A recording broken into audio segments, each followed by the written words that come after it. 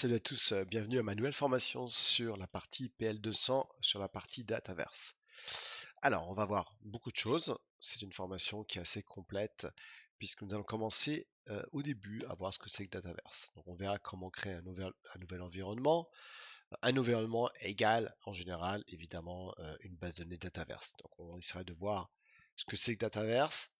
On verra comment administrer Dataverse. Donc, on verra des informations sur, par exemple, les settings de votre base de données Dataverse. Ici, vous aurez pas mal de settings, tout ce qui est produit, user permission, audit et log. Ensuite, nous verrons comment sécuriser Dataverse. Oui, ici, vous avez la partie user et permission. Et ici, on verra comment gérer cette partie, évidemment, sécurisation. On verra ensuite les tables avec Dataverse. Donc, vous voyez ici, vous avez des tables et on verra comment créer des tables. On verra que Dataverse est relationnel avec du one-to-many, many-to-one, many-to-many.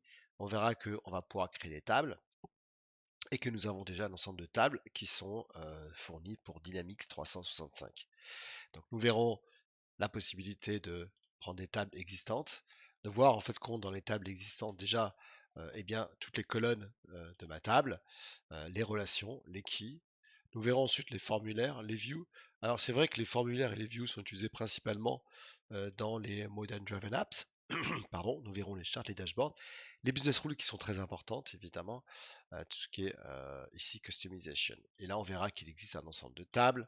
Nous verrons les différents types de tables et nous verrons surtout comment créer une table. Donc ici dans la partie table, nous verrons évidemment comment créer des nouvelles tables, sachant qu'une table a un ensemble de paramètres qu'on va définir ici, et après nous allons créer des colonnes dans nos tables. On verra la notion de solutions qui sont très intéressantes, puisque quand vous créez vos tables ou vos applications, vous avez intérêt à les mettre dans une solution. Une solution, c'est comme un zip que vous allez pouvoir exporter ou pas dans une logique dev, test, UAT. Ensuite, nous allons passer à la partie très intéressante qui est la partie Power Apps. Et j'aurai une bonne nouvelle à vous annoncer. Donc on verra comment créer une blank apps, on verra différents types de apps, une blank Covens apps, que c'est ensuite qu'une modern driven apps. Covens apps c'est à partir de design, Coven apps c'est utilisé surtout pour saisir des informations, c'est beaucoup plus simple à créer qu'une blank Coven apps, c'est utilisé n'importe où, mais principalement dans Dynamics 365 évidemment. Nous verrons rapidement la partie Power Page Website, qui n'est pas forcément celle qui est utilisée, on utilise plutôt du SharePoint, mais pourquoi pas créer un petit site intranet ou même internet de vos données. Et la bonne nouvelle à vous annoncer, c'est que là, ici, je vous parlerai évidemment de la partie Power Apps, on verra des choses très intéressantes, on verra des exemples, mais surtout, je vais vous offrir une formation que j'ai sur mon site qui s'appelle Ma formation Power Apps pour débutants. Elle sera offerte. Donc, dans cette formation Power Apps pour débutants, je vais vous montrer un petit peu ce que vous allez avoir en tant que bonus. Je me suis dit, tiens, pourquoi pas vous offrir cette formation. Donc, sur mon site Fluctuation IT, vous avez une formation donc Power Apps qui est vers le bas. Hein, donc, je vais vous montrer ça tout de suite, Power Apps ici.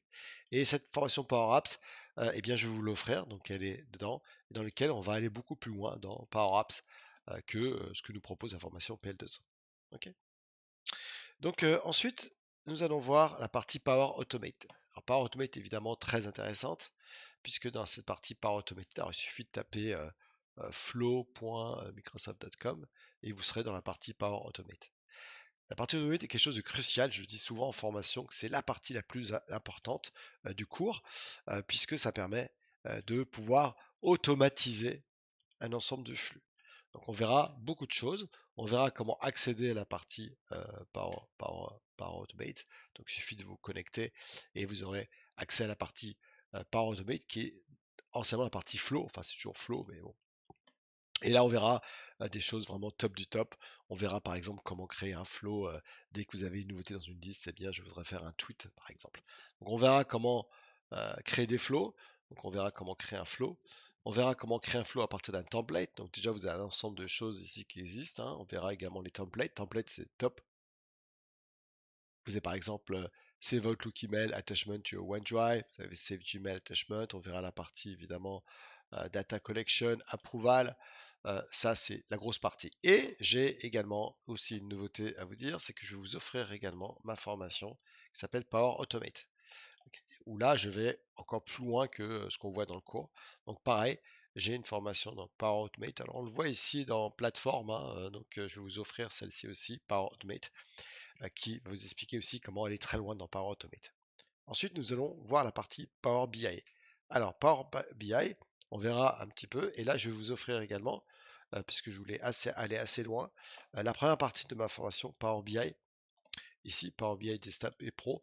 Alors, vous verrez que c'est la première partie qui est offerte. Après, si vous voulez aller beaucoup plus loin, vous pouvez l'acheter. C'est une partie payante, mais en tout cas, ça suffit largement pour le PL200.